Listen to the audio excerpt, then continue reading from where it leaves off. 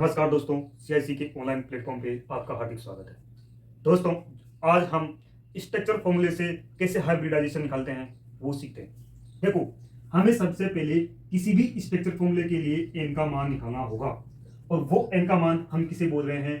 Total number of sigma bonded atom. Given given atom है, ठीक है। फिर हम क्या करेंगे? लोकेलाइज्ड लोन पेयर की बात करेंगे। फिर हम किसकी बात करेंगे? उस पे उपस्थित यानी उस रिंग के अंदर उपस्थित डीलोकेलाइज्ड या उस एटम पर उपस्थित डीलोकेलाइज्ड लोन पेयर की बात करेंगे। अब दोस्तों, ये क्या बला है? लोकेलाइज्ड किसे करें, डीलोकेलाइज्ड किसे करें? आओ हम इस पे चर्चा करते हैं। तो दोस्तों, हम देखते हैं डीलोकेलाइज्ड लोन पेयर किसे कहेंगे और लोकेलाइज्ड लोन पेयर कौन से होते हैं। तो सबसे पहले हम बात करेंगे, इस प्रकार की कोई रिंग लेंगे, जैसे मान लो ये है। यदि हमें इस जेड के लिए हाइब्रिडाइजेशन दिखाने को बोला जाए और ये इस प्रकार की कोई रिंग उपस्थित है, तो क्या ये लोन पेयर डीलोकेलाइज्ड है या लोकेलाइज्ड है? सबसे पहले हम इसी की बात करते हैं। यदि इस लोन पेयर के लोकेलाइज्ड के कारण, जैसे मान लो ये डबल बॉन्ड है, इस डबल बॉन्ड की शिफ्टिंग इधर होती है, तो ये लोन पेयर इस रिंग के अंदर इन्वॉल्व हो जाता है। इसका मतलब ये लोन पेयर क्या है? डीलोकेलाइज्ड है। क्या है? डीलोकेलाइज्ड है, ठीक है। वही मान लो यदि ये इस प्रकार उपस्थित हो जाए, जैसे मान लो अब एक नहीं दो दो लोन पेयर उपस्थित हों, तो फिर हमें किसको तो लोकेलाइज मानेंगे और किसे हम डीलोकेलाइज कहेंगे, तो वो बात करते हैं। अब इसके अंदर जैसे मान लो इसी की जैसा तो ये है, इसका मतलब एक लोन पेयर तो क्या है? एक लोन पेयर तो डीलोकेलाइज्ड है। क्या है? डीलोकेलाइज्ड है। अब क्या दूसरा लोन पेयर लोकेलाइज्ड होगा या डीलोकेलाइज्ड होगा? तो दोस्तों, अब क्या ये रिंग में इन्वॉल्व होगा? क्या नहीं। इसका मतलब ये इधर भी नहीं जा सकता। इसका मतलब ये क्या है? इसका मतलब ये लोकेलाइज्ड है। अब दोस्तों एक बात है, क्या डीलोकेलाइज इसको कहेंगे? नहीं। आप दोनों दोनों लोन पेयर में से किसी एक को डीलोकेलाइज बोलना है और किसी एक को लोकेलाइज बोलना है। यदि हमारे पास इस प्रकार की कोई रिंग उपस्थित हो, जैसे मान लो ये है। अब इस जेड का मतलब ये है कि इस जेड की जगह हो सकता है ऑक्सीजन हो, सल्फर हो, नाइट्रोजन हो, फास्फोरस हो, इटीसी कोई सा भी एटम हो सकता है। ये तो मैं एक जनरल इंट्रोडक्शन की मतलब जनरल उसके लिए समझाने के लिए ले रहा हूं, ठीक है। अब देखो, यदि पहले एक था, अब मैं दो दो बॉन्ड कर दूं, डबल डबल बॉन्ड कर दूं, तो क्या ये फिर डीलोकेलाइज होगा? क्या ये फिर वही बात है? अरे ऐसा देखो, ऐसा देखो, बात तो वही है ना भाई। लोन पे इसके अंदर क्या हो रहे हैं? इन्वॉल्व हो रहे हैं। इसका मतलब ये क्या है? डीलोकेलाइज्ड है।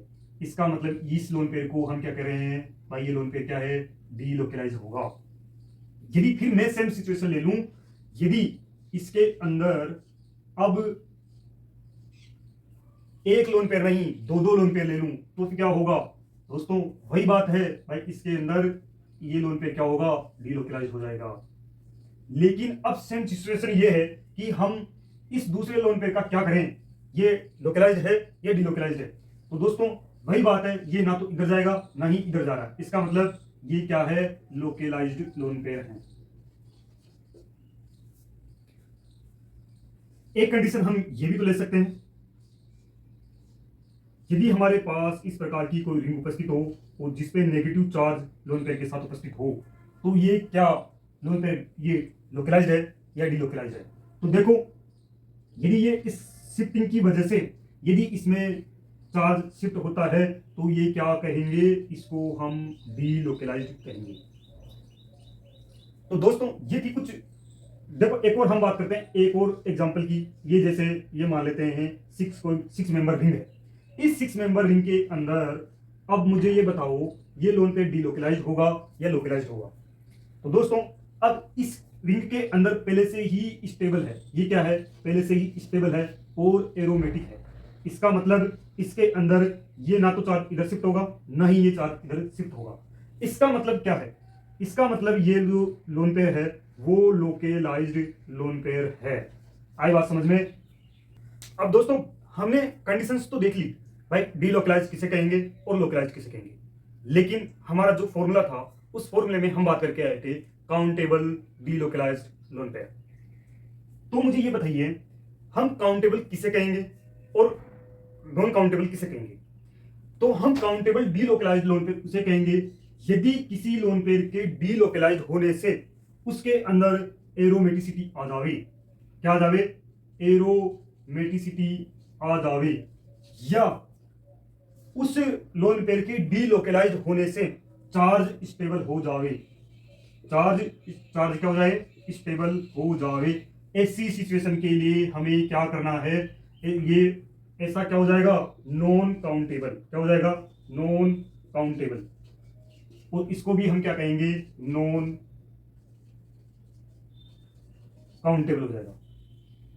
यदि ये सिचुएशन नहीं हो, अगर डीलोकलाइज्ड लोन पेयर के कारण ना तो एरोमेटिसिटी आए ना ही चार्ज स्टेबल हो, ऐसी सिचुएशन के अंदर हमें उस लोन पेयर को क्या करना है? काउंटेबल करना है। अगर ना तो एरोमेटिसिटी आए, भाई एरोमेटिसिटी ना आए, या फिर चार्ज स्टेबल ना हो, या फिर चार्ज स्टेबल ना हो, ऐसी सिचुएशन के अंदर हमें क्या करना है? काउंटेबल करना है। अब दोस्तों हम एग्जांपल लेके देखते हैं। तो दोस्तों ये है कुछ एग्जांपल जिनकी हम बात करते हैं। सबसे पहले हमारे पास ये एक एग्जांपल है। इसके अंदर हमें इस नाइट्रोजन के लिए हाइब्रिडाइजेशन निकालना है। तो हम सबसे पहले एन की बात करके आए थे और उसके अंदर हमने कहा था कि total number of sigma bonded given atom, यानी हमें नाइट्रोजन के लिए हाइब्रिडाइजेशन निकालना है। नाइट्रोजन के पास कितने सिग्मा बॉन्डेड एटम हैं? तो इसके पास 1, 2 और 3 क्या है? सिग्मा बॉन्डेड एटम है। फिर हम दूसरी बात करके आए थे डी लोकलाइज्ड लोन पेयर और डीलोकलाइज्ड लोन पेयर। अब सबसे पहले तो हम ये पता करेंगे कि इसके पास कितने तो लोकलाइज्ड लोन पेयर हैं और कितने डीलोकलाइज्ड लोन पेयर हैं। तो देखो सबसे पहले हम देखते हैं कि ये जो लोन पेयर है वो क्या है? एक डीलोकलाइज्ड लोन पेयर है, यानी इस लोन पेयर के आने से ये चार्ज की क्या हो रही है? शिफ्टिंग हो रही है। तो इसका मतलब लोकलाइज्ड लोन पेयर तो एक भी नहीं है, क्योंकि हमारे पास एक लोन पेयर था और वो भी क्या है? डीलोकलाइज्ड है। इसका मतलब हम लोकलाइज्ड लोन पेयर को क्या कहेंगे? 0 कहेंगे। अब हमें ये देखना है कि हमारे पास ये लोकलाइज्ड है जो काउंटेबल है या नॉन काउंटेबल है। तो हम क्या करेंगे? जैसे हमने देखा कि इस लोकलाइज्ड लोन पेयर के कारण ये इस पूरी रिंग में क्या आ रही है? एरोमेटिसिटी आ रही है। इसका मतलब क्या है कि ये जो लोन पेयर होगा वो कैसा होगा? Non countable. क्योंकि हमने बात करके आए थे कि यदि एरोमेटिसिटी आ जाए, यदि चार्ज स्टेबल हो जाए, तो लोन पेयर क्या होता है? Non countable. इसका मतलब इसका 0 आएगा, यानी क्या आ जाएगा? 0। अर्थात इस वैल्यू, इसकी जो वैल्यू आई है वो क्या है? 3। इसका मतलब हम पहले बात करके आए थे, इससे पहले वाला जो वीडियो नहीं देखा तो वो देखना। उसके अंदर हमने ये बताया है कि यदि n की वैल्यू 2 आती है तो उसके लिए sp की बात करते हैं, 3 आती है तो उसके लिए sp2 की बात करते हैं, और 4 आए तो उसके लिए हम sp3 की बात करते हैं। तो यदि हमारे पास ये 3 आया है तो इसकी क्या हो जाएगा? sp2 हाइब्रिडाइजेशन हो जाएगा। तो ये सेकंड एग्जांपल है। मैं इस एग्जांपल को इस प्रकार से भी तो लिख सकता हूं। अरे मैं इसको इस प्रकार से लिख सकता हूं, ये हमारे पास हाइड्रोजन और ये नेगेटिव चार्ज है और हमें इस कार्बन के लिए हाइब्रिडाइजेशन निकालना है। अब हम कैसे निकालेंगे? तो देखो सबसे पहले हम एक फॉर्मूला देख के आए थे। सबसे पहले हम बात करेंगे कि total number of sigma bonded atom, यानी इसके पास कितने सिग्मा बॉन्ड हैं इस कार्बन के पास। तो हमें इस कार्बन के पास 1, 2 और 3 सिग्मा बॉन्डेड एटम दिख रहे हैं। इसका मतलब 3 तो आ गए। सेकंड बात हमें करनी है लोकलाइज्ड लोन पेयर की। तो इसके पास लोकलाइज्ड लोन पेयर कितने हैं? तो लोकलाइज्ड लोन पेयर और डीलोकलाइज्ड लोन पेयर हमें कैलकुलेट करने के लिए पहले स्ट्रक्चर को देखना पड़ेगा। इसका मतलब हम देख रहे हैं कि ये जो लोन पेयर हैं वो इधर शिफ्ट हो रहे हैं, और ये शिफ्ट होने के साथ साथ क्या कर रहे हैं? मतलब ये इधर शिफ्ट हो रहे हैं। इसका मतलब ये लोन पेयर कैसा है? डीलोकलाइज्ड है। इसका मतलब लोन पेयर तो हमारे पास एक ही था, इसका मतलब लोकलाइज्ड एक भी नहीं। इसका मतलब लोकलाइज्ड क्या हो जाएंगे? 0। अब हम बात करेंगे कि डीलोकलाइज्ड जो लोन पेयर हैं वो काउंटेबल हैं या नॉन काउंटेबल।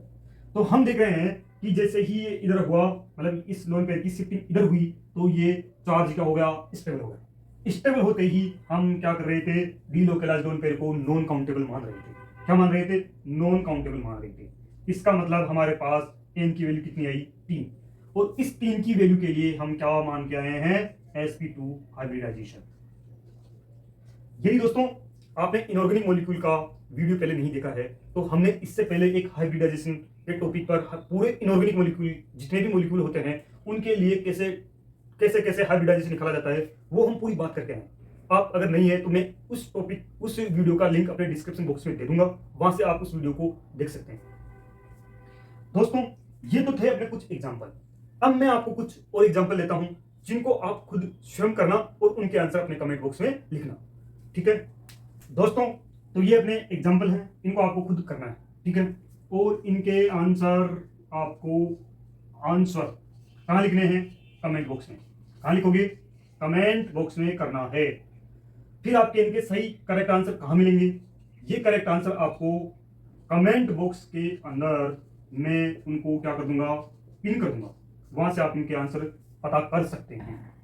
परंतु पहले आपको खुद को निकालना होगा, उसके बाद ही आप उनको चेक करना कि आपको कितना समझ में आया और कितना नहीं। तो दोस्तों ये अपना एक छोटा सा वीडियो था।